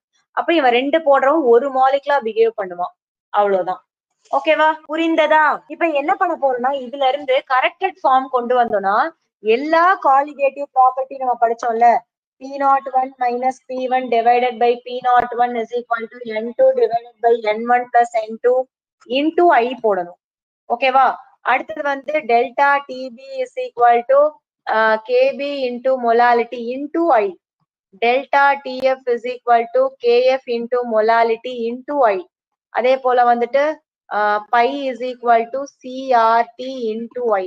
ஏன் இந்த I போடுறோம் அப்படின்னா this I is nothing but இந்த 3 ஃபார்முலா இருக்கு இல்லையா, normal by abnormal observed by calculated அப்படிலாம் 3வது formula total number after association before இதை போட்டு வந்து பாத்தீங்கன்னா இதை நீ போடணும். இதுதான் கரெக்டட் ஃபார்ம். இப்போ நம்ம இதுக்கு முன்னாடி போட்ட சம்முக்கும் இதுக்கும் என்ன டிஃபரன்ஸ் மேம் அப்படின்னு நீங்க கேட்டீங்க. இது ஒண்ணு என்னன்னா உன்னோட வேண்ட் ஆஃப் ஃபேக்டர் இருக்கிற சம்மா இருந்தால் அந்த சம்ல டெஃபினட்டா அசோசியேஷன்ங்கிற வேர்டு இருக்கும், டிசோசியேஷன்ங்கிற வேர்டு இருக்கும், அயனைஸ்டுன்னு ஒரு வேர்டு இருக்கும், அதுக்கப்புறம் வந்துட்டு என்ன டிசோசியேஷன் கான்ஸ்டன்ட் இருக்கும். இது எல்லாமே எதை இம்ப்ளை பண்ணுது அப்படின்னா corrected form of colligative property van't Hoff factor. இப்படி இந்த மாதிரி எதுவுமே இல்லைன்னா நீ நார்மலா போட்டுக்கலாம். இதுக்கு முன்னாடி வரையும் சால்வ் பண்ணதும் அந்த மாதிரி போட்டுக்கலாம். கிளியரா? இப்ப இதுல சம் போலாமா? புரிஞ்சுதா? சோ இன்னொன்னு இப்ப நம்ம பார்க்க போறோம் என்ன அப்படின்னு பாரு. இப்ப NaCl இருக்குன்னு வச்சுக்கோயேன், இது எப்படி டிசோசியேட் ஆகும்? Na plus plus Cl மைனஸா? அப்ப இது I வேல்யூ என்ன? 1 + 1 2ஆ? கரெக்டா? அதே போல KCl ஓட I வேல்யூ என்ன? 2. Very good. MgSO4 ஓட I வேல்யூ என்ன? 3. Mg2 பிளஸ் பிளஸ் என்ன வரும்? SO4 minus. SO4 2 minus. அப்ப இதுவும் 1 இதுவும் 1 2 தானே வரும். யாரு 3ன்னு சொன்னது? 2. இது சொல்லு. K2SO4 என்ன வரும்னு சொல்லுங்க? 3. ஏன்னா 2K plus plus SO4 2 minus. இது 2 பிளஸ் இங்க இருக்கக்கூடிய 1 is equal to 3. புரிஞ்சுதா? இதுதான் வந்து I வேல்யூ. ஓகேவா? Yes ma'am. சரி, நெக்ஸ்ட் அடுத்தது பாருங்க. இப்ப நம்ம சம் போட போறோம். அதுக்கு முன்னாடி உனக்கு பேசிக்கா 2 ஃபார்முலா சொல்லிடுறேன். என்னன்னு சொல்லிடுறீங்க பாரு. இஃப் இட் இஸ் அசோசியேஷன், அசோசியேஷனுக்கு டிசோசியேஷனுக்கு இது ரெண்டுக்குமே வந்து பாத்தீங்கன்னா ஒரு பேசிக்கான ஒரு ஃபார்முலா இருக்கு. இந்த ஃபார்முலா வச்சு டக்குன்னு போட்டுடலாம். அதே போல நான் உங்க புக்ல வந்து இது எக்ஸ் அப்படின்னு மீன் பண்ணுவாங்க. சரியா? நீ எக்ஸ்னு வச்சுக்கலாம், அப்படி இல்ல ஆல்பான்னு வச்சுக்கலாம். ஆல்பாங்கிறது டிகிரி ஆஃப் டிசோசியேஷன் நம்ம படிச்சிருக்கோம். அப்படியும் சொல்றேன் இப்படியும் சொல்றேன். சரியா? ஃபர்ஸ்ட் வந்து நம்ம என்ன பார்க்க போறோம் அப்படின்னா, இப்ப CH3COOH இருக்குன்னு வச்சுக்கோ. இனிஷியலா இங்க வந்து பாத்தீங்கன்னா 1 மோல் இருக்கு. இவன் half மோலா டிசோசியேட் ஆகுது. சோ அப்ப இது இனிஷியலா 1, இது 0, இது 1 மைனஸ் ஆல்பா. 1 மைனஸ் ஆல்பானா என்ன? எந்த அளவுக்கு வந்து பாத்தீங்கன்னா உன்னோட அசிட்டிக் ஆசிட் டிசோசியேட் ஆயிருக்கா அப்படிங்கறத மீன் பண்ணுது. புரியுதா? எஸ். ஓகே, எந்த அளவுக்கு இந்த அசிட்டிக் ஆசிட் கம்மியா இருக்கு. இங்க பாரு, இந்த இடத்துல ஆல்பா பை 2ன்னு போடலாமா? ஏன் இந்த இடத்துல நான் ஆல்பா பை 2ன்னு போடுறேன்? ஏன்னா இந்த இடத்துல ஒரு ஐ மீன் லைக் பாதி ஆயிருக்கும்ல. தட் இஸ் இந்த அசிட்டிக் ஆசிட் வந்து ஹாஃப் அப்படின்னா தி டிசோசியேட் ஆயிருக்கிறதுல பாதி தான் நம்ம எடுக்கிறோம். ஏன் இந்த ஆல்பா பை 2 போடுறேன்னு புரியுதா? Ma'am can you repeat again ma'am? நான் ரிப்பீட் பண்றேன். இது பாரு, இனிஷியலா 1 மோல்ஸ் இருக்கு. இங்க எந்த ப்ராடக்ட்டும் ஃபார்ம் ஆகும்போது 0. நெக்ஸ்ட் ஒன்ஸ் வந்து பாத்தீங்கன்னா இவன் எல்லாம் டிசோசியேட் ஆகும்போது மைனஸ் ஆல்பானா என்ன? இந்த CH3COOH எல்லாம் என்ன ஆயிட்டு இருக்கு? அப்படியே வந்து பாத்தீங்கன்னா ஒன்ஸ் அந்த அசோசியேஷன் நடந்துட்டு இருக்கு. சோ அப்ப எவ்வளவு வந்து இவன் வந்து கம்மி ஆகுறான்? 1 மோல்ல இருந்து எவ்வளவு கம்மி ஆகுறான்? சோ அடுத்து இங்க பாத்தீங்கன்னா இது 1 மோல்னா இது ஹாஃப் மோல் இங்க ப்ரொடியூஸ் ஆயிருக்கா? சோ ஆல்பாங்கிறது என்ன? இந்த ஆல்பால எவ்வளவு வந்து ப்ரொடியூஸ் ஆயிருக்கு? So that is the half. புரிஞ்சுதா? ஆல்பா பை 2 அப்படின்னா இந்த எந்த அளவுக்கு வந்து இங்க ப்ரொடியூஸ் ஆயிருக்கு அப்படிங்கறத நம்ம போடுறோம். நீங்க ஈக்குலிபிரியம் படிச்சிருக்கீங்களாடா 11th? அந்த ஈக்குலிபிரியம்ல வந்து பாத்தீங்க அப்படின்னா இப்ப இந்த இடத்துல வந்து A will gives rise to B plus C இப்படி இருக்குன்னு வச்சுக்கோயேன். இப்ப இப்படி போடுறாங்கன்னா இனிஷியலா 2 மோல்ஸ் 0 0னா இந்த இடத்துல என்ன போடுவாங்க அப்படின்னா 2 மைனஸ் ஆல்பா. இந்த இடத்துல ஆல்பா ஆல்பான்னு போடுவாங்க. இங்க 2 மோல்ஸ்னா இங்க 1 மோல்ஸ் இருக்குன்னு அர்த்தமா? அதுதான் ஆல்பான்னு போடுவாங்க. அதுவே இன்னும் கம்மி ஆகுது அப்படின்னா வந்து பாத்தீங்கன்னா இந்த இடத்துல எப்படி சொல்றது? இப்ப இங்க 2 மோல்ஸ் இருக்குன்னா இங்க 1 மோல் தான் ப்ரொடியூஸ் ஆயிருக்கு அப்படிங்கறத வந்து மீன் பண்றதா வந்து பாத்தீங்கன்னா இந்த ஆல்பா. புரியுதா என்ன சொல்றேன் அப்படின்னு? ஸ்டெப் புரிஞ்சுதா? 11th ஈக்குலிபிரியம் சாப்டர் எல்லாம் படிச்சீங்களா? இப்படி இல்லைன்னா இப்படி கூட போடுவாங்க தெரியுமா? ஐயோ நீங்க 11th பேசிக்ஸ் இதுக்கு தெரியணும். சரி அப்ப இரு, நான் உங்களுக்கு இன்னொன்னு சொல்லி கூட சொல்றேன். சே ஃபார் எக்ஸாம்பிள் இப்போ 1 mole of Na will gives rise to Na plus and Cl minus இப்படி இருக்குன்னா இது 1 mole 0 0னா இது 1 minus ஆல்பா, இங்க ஆல்பா இங்க ஆல்பா. ஓகே, ஆல்பா மோல்ஸ்னா இந்த அளவுக்கு Na plus ப்ரொடியூஸ் ஆயிருக்கும், இந்த அளவுக்கு Cl minus ப்ரொடியூஸ் ஆயிருக்கும். இந்த அளவுக்கு வந்து பாத்தீங்கன்னா இங்க NaCl வந்து கம்மி ஆயிருக்கும். 1 மைனஸ் ஆல்பானா NaCl எந்த அளவுக்கு டிசோசியேட் ஆயிருக்கு. ஓகேவா? சோ அப்ப இங்க 1 மோல்ங்கிறது 1 மோல் 1 மோல்னு இருக்கு. சப்போஸ் இப்ப 2 மோல்ங்கிறது 1 மோல் ஆயிருக்குன்னா ஹாஃப் ஆயிருக்கா? சோ அப்ப இந்த 2 மோல் வந்து சப்போஸ் 1 மோல் ஆயிருக்குன்னா நான் ஆல்பா பை 2ன்னு போடுவேனா? புரியுதா? அது என்ன லாஜிக்? ஆமாடா, நீ போடுற இது இனிஷியலா நீ எடுத்துக்க கூடிய மோல்ல பாதி வருது இல்ல. இப்ப இங்க நீ 1ன்னு போட்டது இங்க ஹாஃப் ஆயிருக்குல்ல. சோ அப்ப உன்னோட டிசோசியேஷன் எவ்வளவு ஆயிருக்கோ டிவைடட் பை 2 தான் நீ போடுவ. எந்த அளவுக்கு உன்னோட அயான்ஸ் டிசோசியேட் ஆயிருக்கோ அதுல பாதி தான் நீ உன்னால எடுக்க முடியும். அந்த லாஜிக் எப்படி எடுக்குன்னு கேக்குறியா? எப்படி சொல்றது? இந்த எக்ஸாம்பிள் வச்சுக்கோங்க, புரிஞ்சுக்க ட்ரை பண்ணுங்க. இப்போ ஜென்ரலா என்கிட்ட வந்து பாத்தீங்கன்னா 100 நோட் புக்ஸ் இருக்கு. கொஞ்ச நேரம் கழிச்சு என்கிட்ட 50 நோட் புக்ஸ் தான் இருக்கு அப்படின்னா 100 மைனஸ் 50 அப்படின்னு போடுவேனா? ஏன்னா டோட்டலா 100 நான் 50 கொடுத்துட்டேன். 100 டிவைடட் பை 2 ஏன் போடுறேன்? என்கிட்ட எவ்வளவு பாக்கி இருக்கு? புரியுதா சஜித் நான் என்ன சொல்றேன்னு? அந்த 100 மைனஸ் 50 ஏன் போடுனா 50 ரெடியூஸ் ஆயிருக்கு. அந்த ரெடியூஸ் தான் டிசோசியேஷன் ஆர் அசோசியேஷன். புரியுதா? 50 கம்மியா இருக்கு. ஆனா 100 டிவைடட் பை 2 ஏன் போடுறேன்? அந்த 50 தான் அங்க இருக்கு. அதுல பாதி தான் இருக்கு ப்ராடக்டா. புரியுதாடா? உங்க எல்லாருக்கும் புரிஞ்சுதா? மேம் அது வந்து லைக் half a mole தான் ப்ரொடியூஸ் ஆகணும்னு எந்த ஒரு நெசசிட்டியும் இல்ல மேம். அதனால ஆமா அசோசியேஷன்ல நீ எவ்வளவு எடுக்கறியோ அதுல பாதி தானே. ஹாஃப் தான் அங்க கொடுத்திருக்கா. This is the condition. நீ ஹாஃப் மோல் ஆகக்கூடாதுல்ல. இல்ல ஹாஃப் தான் ஆகுது. ஹாஃப் தான் ஆகுது. அங்க பேரு அங்க என்ன கொடுத்துருக்காங்க பாரு. அசோசியேஷனா நீ போடுற 1/2. அதனாலதான் 0.5. மெத்தனாயிக் ஆசிட் 0.5 ஏன் கொடுத்திருக்கான்? நீ போடுற 1 மோல் நீ எடுத்துக்கிறேன்னா யூனிட்டி 1 மோல் எடுத்துக்கிறனா half, 2 மோல் எடுத்துக்கிறனா 1, 3 மோல் எடுத்துக்கிறனா 1.5. அதுதான் half. நீங்க எக்ஸாம்பிளுக்கு ஒரு 100ல ஒரு ஆல்பா 15னா அப்போ ஆல்பா பை 2 25 தான் ப்ரொடியூஸ் ஆகுமா மேம்? இனிஷியலா எடுத்துக்கிற 100 வச்சு தானே டிவைடட் பை நீ 2 போடுவ. ஏன் நீ 50 பை 2 போடுற? மேம் ஆல்பா பை 2 தானே மேம். அப்ப ஆல்பா இங்க 50 தானே மேம். அசோசியேட் ஆகுறது. பட் இனிஷியலா என்ன இருக்குங்கறத நான் பாப்போம்ல. ஆல்பாங்கிறது வந்து பாத்தீங்கன்னா ஆல்பா 50 கம்மி ஆயிருக்கு. சோ வந்து ஏன் நம்ம 50 பை 2 25ன்னு போட மாட்டேங்கிறோம் அப்படின்னு கேக்குறியா? அப்பனா இது 2 plus B plus C plus இருக்கும்போது நீ என்ன பண்ண? 50 பை 2 50 பை 2னா 25 ரெண்டே சேர்த்தா 50 வருது இல்ல? புரியுதா? Yes ma'am. இரு சொல்றேன். இங்க பாரு இது பை 2 இது பை 2னா இப்ப 100 மைனஸ் 50 50 பை 2 50 பை 2 அப்ப 25 இது ரெண்டே ஆட் பண்றல. இதுக்கு முன்னாடி பாத்துல 1 பிளஸ் 1 2 அப்ப 25 பை 25 பிளஸ் 25 50 வந்துருச்சா? Yes ma'am. புரிஞ்சுதா? மேம் இது okay ma'am. Association ma'am. So இப்ப வந்து பாத்தீங்கன்னா இப்ப அசோசியேஷன் வரேன். இப்ப இந்த இடத்துல வந்து பாத்தனா 1 மைனஸ் ஆல்பா எந்த அளவுக்கு இந்த ஆல்பா கம்மியா இருக்கு.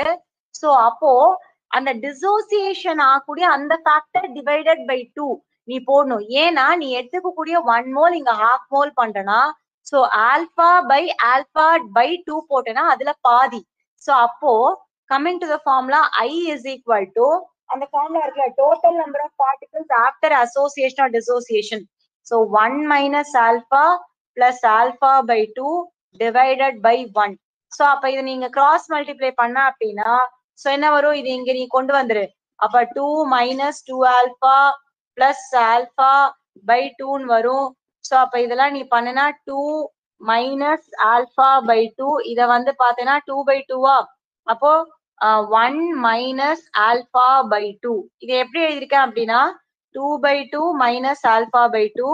சோ அப்போ 1 மைனஸ் ஆல்பா பை 2 இதுதான் ஐயோட value for your association.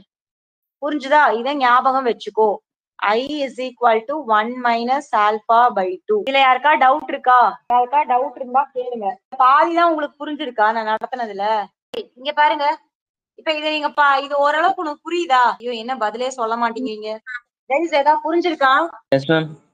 S ma'am. Sajith உனக்கு புரிஞ்சுதா இல்லையா? Ma'am okay ma'am. ஓகே இருடா. எக்ஸாம்பிள் 1.21 எடுங்க. எக்ஸாம்பிள் 1.21 எடு. எல்லாரும் புக் எடுத்துட்டியா? அதுல இங்க பாரு அந்த சம்ஸ் நான் சால்வ் பண்றேன். அதுல பென்சோயிக் ஆசிட் கொடுத்திருக்கானா? இங்க பாரு இந்த பென்சோயிக் ஆசிட் 2 மோல்ஸா இருக்கிறது இந்த இடத்துல வந்துட்டு பாத்தீங்கன்னா 1 மோலா மாறுதுன்னு கொடுத்திருக்கானா? இந்த லைன் பாரு. சஜித் நீ கவனி. பாக்குறீங்களா? ஃபாலோ பண்றீங்களா எல்லாருமே? Yes ma'am. இங்க பாரு 2 மோல் ஆஃப் பென்சோயிக் ஆசிட் அந்த இடத்துல வந்து 1 மோலா மாறி இருக்கா? If X represents the degree of dissociation of the solute, then it would have 1 minus X. X அப்படிங்க ஏன் 1 minus X போடுறோம்? எந்த அளவுக்கு அந்த பென்சோயிக் ஆசிட் அசோசியேட் ஆயிருக்கு, பென்சோயிக் ஆசிட் எந்த அளவுக்கு கம்மியா இருக்கு அப்படிங்கறது 1 minus X. அப்ப பாரு have 1 minus X mole of benzoic acid left in an unassociated form. அப்போ இங்க பாரு நம்ம இங்க எடுக்கிறோம்ல. இப்ப நான் இங்க 1/2ன்னு போட்டேன்ல. இந்த இடத்துல நான் CH3COOH வந்து 1/2 அப்படின்னு போட்டேன். இப்ப இங்க பென்சோயிக் ஆசிட் கொடுத்திருக்கானா? இது 2 கொடுத்திருக்கான். இது வந்து 1 மோல்ஸா CH3COOH twice இந்த மாதிரி இருக்கு. அதாவது இது எப்படி இருக்குன்னா C6H5 C double bond OH next HO அதே போல C இங்க டபுள் பாண்டோ C6H5 இருக்கு. இப்ப பாரு இனிஷியலா வந்து பாத்தேன்னா இப்ப நான் இதை ரெண்டே எடுத்துக்கிறேன்னா இங்க X இங்க 0 அப்படின்னா இந்த இடத்துல 1 - X அப்படின்னா எவ்வளோ பென்சோயிக் ஆசிட் அசோசியேட் ஆகாம இருக்குங்கிறத மீன் பண்ணுமா இந்த -X. புரிஞ்சுதா? சஜித் இப்ப புரியுதாடா? Okay ma'am. And correspondingly X/2 அதுதான் α/2 சொன்ன. நீ Xவும் போட்டுக்கலாம் இல்ல ஆல்பாவும் போட்டுக்கலாம். And X/2 as associated moles of benzoic acid. So இந்த இடத்துல எவ்வளோ பென்சோயிக் ஆசிட் அசோசியேட் ஆயிருக்கு at equilibrium. இப்போ உனக்கு புரியுதா என்ன சொல்றேன் அப்படின்னு? என்ன புரிஞ்சதுன்னு சொல்லுமா. பாக்கி எல்லாரும் சொல்லுங்க என்ன புரிஞ்சதுன்னு. சப்ஜெக்ட் சொல்லு என்ன புரிஞ்சதுன்னு. சொல்லு இடமே இல்ல. சொல்லுங்க சஜித் சொல்லு என்ன புரிஞ்சதுன்னு. மேம் இப்போ டைம் t0ல வந்து லைக் ஆல்பா மோல்ஸ் டிசோசியேட் ஆகுது ma'am. So time t ஈக்குலிபிரியம்ல 1 - alpha கிடைக்கும். அசோசியேட் தானே ஆகுது. என்ன டிசோசியேட்னு சொல்ற? Sorry ma'am association ma'am. பாருடா பென்சோயிக் ஆசிட் 2 மோலா இருக்குன்னு வச்சுக்கோயேன். சோ 2 moles இருக்கு. சோ அதை அப்படியே வச்சுக்கோ. எந்த ப்ராடக்ட்டும் ஃபார்ம் ஆகல. தேவஸ்ரீ சுஜன் கோகுலப்பிரியா ஆருஷி இன்னொரு தடவை கவனிங்க. ஓகே அப்ப நம்ம 1 - Xன்னு போடுறோம்ல அந்த X-Xனா எவ்வளவு பென்சோயிக் ஆசிட் அசோசியேட் ஆகாம இருக்கான் அப்படிங்கறத இண்டிகேட் பண்ணுது. அப்ப சில பென்சோயிக் ஆசிட் அப்படியே இருப்பான். ஏன்னா பென்சோயிக் ஆசிட் வீக் ஆசிட் எதுவுமே 100% ஆகாது. இங்க பாரு இன்னொன்னு என்ன ஸ்ட்ராங் எல்லாமே ஐயோட வேல்யூ வந்து 1 2 நீ சொல்லிடுவ. இப்ப NaCl எல்லாம் ஸ்ட்ராங்குக்கு 2 அதே போல KCl எல்லாம் ஐக்கு வந்து 2 ஸ்ட்ராங். அதுவே வீக்குக்கு அந்த மாதிரி சொல்ல முடியாது. அதனாலதான் இந்த ஆல்பாவை நம்ம கொண்டு வரோம். சோ கொண்டு வரும்போது பென்சோயிக் ஆசிட் வந்து பாத்தீங்கன்னா 1 - X போடும்போது எவ்வளவு அவன் ரியாக்ட் ஆகாம இருக்கான். அது பாயிண்ட் நம்பர் 1. பாயிண்ட் நம்பர் 2 என்ன அப்படின்னா அந்த X/2 Xனால ஆல்பானாலும் தான் /2 அப்படின்னா எவ்வளவு பென்சோயிக் ஆசிட் அங்க அசோசியேட் ஆயிருக்கான். புரியுதா? நான் போடுற மோல்ஸ் அப்படிங்கிறது வந்து பாத்தீங்கன்னா இட்ஸ் நாட் ஒரு பென்சோயிக் ஆசிட், ஒரு மாலிகுல் ஆஃப் பென்சோயிக் ஆசிட் அங்க நிறைய இருக்கு. அதுல நான் இன் டர்ம்ஸ் ஆஃப் மோல்ஸ் சொல்லும் போது 1 mole ஆஃப் பென்சோயிக் ஆசிட் ½ ஆயிருக்கு, 2 mole ஆஃப் பென்சோயிக் ஆசிட் வந்து பாத்தீங்கன்னா 1 ஆயிருக்கு. அப்படின்னா அதுல இருக்கக்கூடிய எவ்வளவு பென்சோயிக் ஆசிட் அசோசியேட் ஆயிருக்கு அதை நான் α/2 இல்ல X/2ன்னு சொல்றோம். புரியுதா? Got it? Yes ma'am. Okay plus கவனி இப்ப உனக்கு புரியாத மாதிரி இருந்தாலும் சம் போட போட உனக்கு ஒரு தெளிவு கிடைக்கும். You don't worry. சஜித் உனக்கு இப்ப உனக்கு ஓரளவுக்கு புரிஞ்சுதாடா? Yes ma'am. இப்ப சம் போடும்போது உனக்கு தெளிவா புரியும் பாரு. ஓகே நீங்க கொஞ்சம் எஃபர்ட் போட்டீங்கன்னா புரியும். சோ அப்போ நம்ம என்ன பண்ண போறோம்னா இது வந்து அசோசியேஷனுக்கு I is equal to 1 - X/2 இல்ல α/2 வச்சு. இப்ப டிசோசியேஷன் பாரு. NaCl will give rise to Na plus Cl minus அப்படின்னா இது இனிஷியலா 1 mole 0 0 இங்க 1 - X. அப்பனா எந்த அளவுக்கு NaCl டிசோசியேட் ஆகாம இருக்கு. இந்த Xங்கிறது எந்த அளவுக்கு வந்து பாத்தீங்கன்னா X moles of NaCl dissociate ஆயிருக்கு, X moles of Cl minus dissociate ஆயிருக்கு. அப்ப நீ என்ன பண்ணுவ? I is equal to இந்த இடத்துல என்ன பண்ணுவ?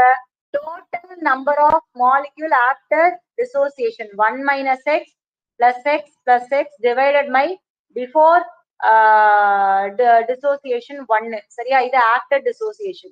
இதுவும் கேன்சல் ஆகுமா? அப்ப I is equal to 1 plus. So இதை நோட் பண்ணி வச்சுக்கோ. இது வந்து பாத்தீங்கன்னா dissociationக்கு associationக்கு I is equal to 1 - X/2. Okay கிளியரா? புரிஞ்சுதா? அடுத்தது போலாமா? இது எல்லாமே வீக் ஆசிட். இதுவே கம்ப்ளீட்லி அசோசியேட்டட் டிசோசியேட்னா ஐ வேல்யூ வந்து பாத்தீங்கன்னா இப்ப கால்சியம் குளோரைட் ஐ வேல்யூ என்ன வரும்? நீங்க பார்க்கலாம். ஐ வேல்யூ என்ன வரும்? கால்சியம் குளோரைட் என்னமா 2 2 இல்ல. எப்படிப்பா டிசோசியேட் ஆகும்? Ca2 plus 2 Cl minus. இங்க பாரு அல்கலைன் எர்த் மெட்டல்ஸ்க்குலாம் +2 சார்ஜ். அதே போல இங்க பாரு உன்னோட Cl minus அப்படிங்கிறது என்னது? ஹாலஜன்ஸ்க்குலாம் மைனஸ் சார்ஜ். இவன் 1 mole இவன் 2 mole இருக்குன்னா 1 + 1 3. புரிஞ்சுதா? ஓகேவா? இப்ப சம் போடலாமா? Yes ma'am. எக்ஸாம்பிள் 2.12 1.12 பாரு. 2 gram of benzoic acid dissolved in 25 grams of benzene shows depression freezing point. So உன்னோட given mass கொடுத்திருக்கான் 2 grams molar mass of benzoic acid என்னப்பா வரும்? கால்குலேட் பண்ணி சொல்லுங்க. C6H5COOH என்னன்னு சொல்லுங்க பார்க்கலாம். 7 into 12 போட்டீங்கன்னா 84 plus 32 plus 6. அப்ப 21112 கரெக்டா? Ma'am, 112.1. 112.1 8 plus 11 plus 1 122 தானே வரணும். 122 கரெக்டா? 122. நெக்ஸ்ட் அடுத்தது வந்து பாத்தீங்கன்னா given mass molar mass, அதே போல பென்சீன் வந்து பாத்தீங்கன்னா given mass of your solvent 25 grams கொடுத்துட்டா, டெல்டா TF என்ன கொடுத்துட்டா அப்படின்னு வந்து பாத்தீங்கன்னா 1.62, molar depression constant KF வந்து 4.9 Kelvin kilogram per mole கொடுத்துட்டான். உன்ன அசோசியேஷன் பெர்சன்டேஜ் அசோசியேஷன் கேக்குறான். அப்போ இந்த மாதிரி நான் சொன்னல அசோசியேஷன் டிசோசியேஷன் தான் பேண்ட் ஆஃப் ஃபேக்டர்னு சொன்னா, ஸோ அப்ப என்ன பண்றாருன்னா delta TF is equal to I into KF into molality. So அப்ப I வந்து உனக்கு தெரியாது, டெல்டா TF என்ன தெரியும் 1.62, KF என்ன 4.9 into molality வந்து பாத்தீங்கன்னா given mass of your solute 2 by molar mass of your solute 120 into 1000 divided by given mass of your solvent 25 grams. போட்டுக்கலாமா? இதுல ஏதாவது டவுட் இருக்கா? இந்த ஸ்டெப்ல மொலாலிட்டியோட formula தெரியும்லமா, W2 M2 into 1000 by W1. ஓகேவா? புரிஞ்சுதா இது? Yes, ma'am. இப்ப பாருங்க, இதெல்லாம் கால்குலேட் பண்ணீங்கன்னா ஐயோட வேல்யூ என்ன கிடைக்கும்? I is equal to 1.62 into 122 into 25 divided by 4.9 into 2 into 1000. So அப்ப இது 1 times, இது 40, next இது 1 times, இது 61 times. So அப்போ calculate பண்ணுங்க என்ன வருதுங்க? ஐயோட வேல்யூ 1.62 into 61 போட்டீங்கன்னா 98.82 divided by 4.9 into 40, 196. அப்போ 98.82 divided by 196 போட்டீங்கன்னா 0.504. இது உன்னோட ஐ வேல்யூ கிடைச்சிருச்சா? ஐ வேல்யூ கிடைச்சிருச்சா? இதுவரை யாருக்கா டவுட் இருக்கா? சஜித் புரிஞ்சுதா? Yes ma'am. தேவஸ்ரீ புரிஞ்சுதாமா? மேம் நம்ம இங்க பென்சோயிக் ஆசிடோட மோலார் மாஸ் சப்ஸ்டிட்யூட் பண்ணிருக்கோம்ல மேம், அது ட்ரூ மோலார் மாஸ் தான் சப்ஸ்டிட்யூட் பண்ணணுமா மேம்? அதுக்குதான் இந்த ஐ வேல்யூ கண்டுபிடிக்கிறோம். இரு வெயிட் பண்ணு, என்ன அசோசியேஷன் பண்ணுவோம், வெயிட் பண்ணு சரியா? ஐ நாம இங்க போட்டிருக்கோம் இல்லையா? சோ இப்ப ஐ கண்டுபிடிச்சிட்டோம்ல. இப்ப அடுத்தது பாரு, நெக்ஸ்ட் இப்ப ஐ வந்து 1.504 எழுதிடுறேன். 1.504. இங்க பாரு பென்சோயிக் ஆசிட் என்ன ஆயிருக்கா? அசோசியேட் ஆயிருக்கா? அப்ப I is equal to 1 minus alpha by 2 ன்னு வச்சுக்கலாமா? ஆல்பான்னு போடலாம், எக்ஸ்னு போடலாம். I வேல்யூ என்ன தெரியும்? 1.504 is equal to 1 minus alpha by 2. கரெக்டா? இப்ப நம்ம என்ன பண்ணலாம்? அடுத்த கால்குலேஷன் என்ன பண்ணலாம்? இந்த 1 வந்து நீ இங்க கொண்டு வந்துடலாமா? இல்ல இந்த ஆல்பா பை 2. சோ நெக்ஸ்ட் என்ன பண்ணுவீங்க இதுல? ஏதாவது பதில் சொல்றீங்களான்னு பாருங்க. 1 இந்த சைடு மைனஸ். சோ அப்ப இந்த பக்கம் வந்தா என்ன ஆகும்? 1.504 மைனஸ் 1 ஆகுமா? Yes, ma'am.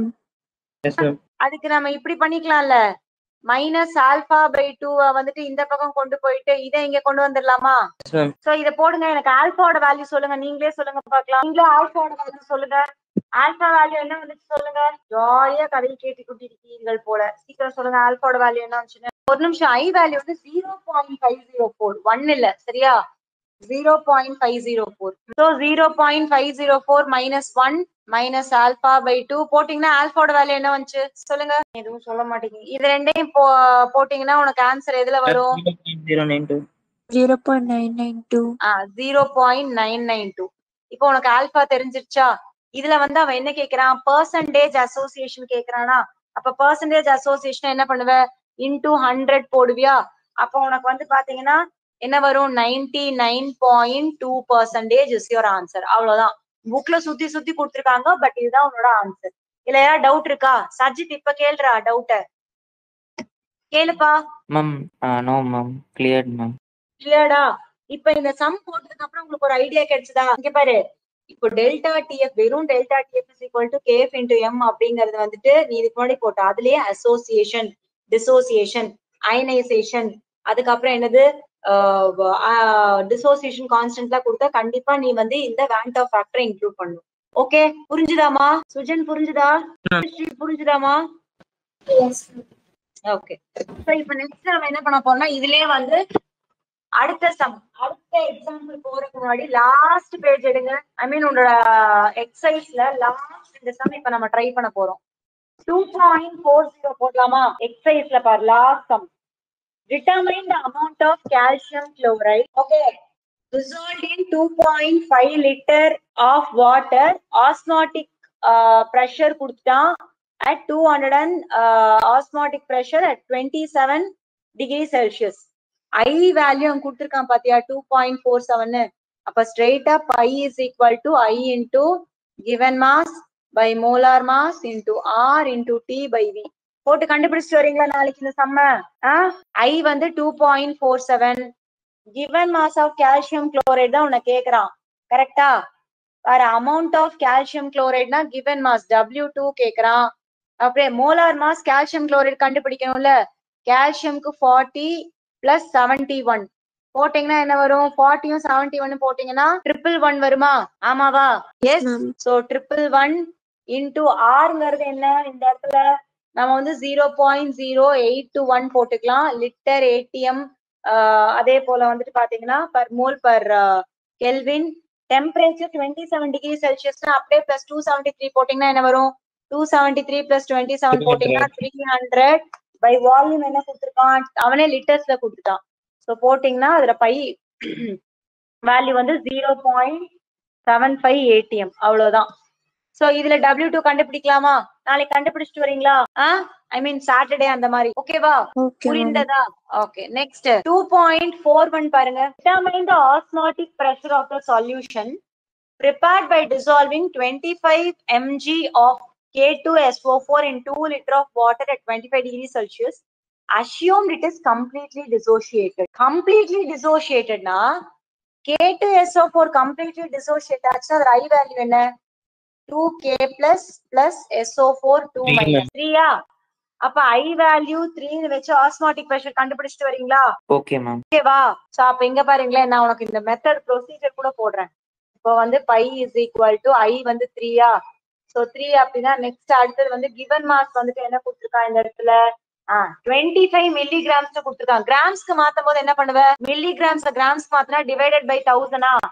அப்போ 0.025 25 மில்லிகிராம்ஸ் கிராம்ஸ்க்கு மாத்திரம். பை மோலார் மாஸ் போட்டீங்கன்னா K2SO4 ஓட மோலார் மாஸ் என்ன? K க்கு வந்து 39 into 2 plus 32 plus 64.